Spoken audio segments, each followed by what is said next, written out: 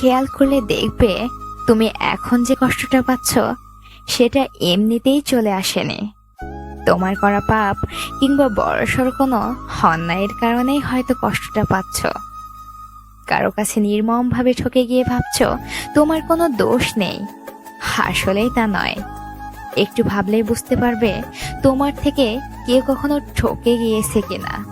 তবেই বুঝতে পারবে তোমার ঠকে যাওয়াটা ওই মানুষটার দীর্ঘশ্বাসের কারণ। তোমার চোখে এমনিতেই জল আসেনি, শুধু শুধু তুমি কাঁদছ না। একটু ভাবলেই বুঝতে পারবে তোমার জন্য কেউ না কেউ এক সময় কেঁদেছিল।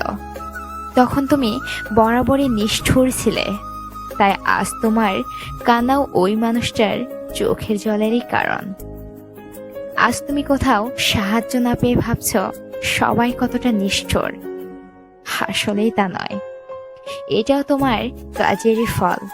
তোমার কাছে কেউ না কেউ সাহায্যের চেয়ে হাত পেতেছিল, আর তুমি হয়তো তখন মুখ ফিরিয়ে নিয়েছিলে, যার কারণে তুমিও আজ অসহায়।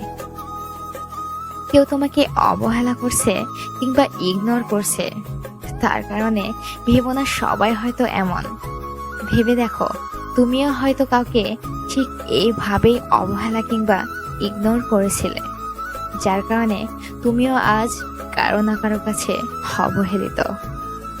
তুমি বরাবর মানুষের কাছ থেকে ছাড় পেলেও প্রকৃতির কাছ থেকে কখনোই ছাড় পাবে না।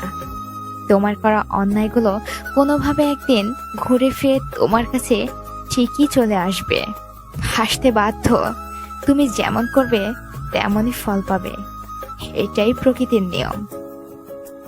আজ যাকে কষ্ট দিয়ে, ঠকিয়ে, অবহেলা করে, কাঁদিয়ে তুমি আনন্দ উপভোগ করছো, একদিন তোমার সাথেও ঠিক এমনটাই হবে।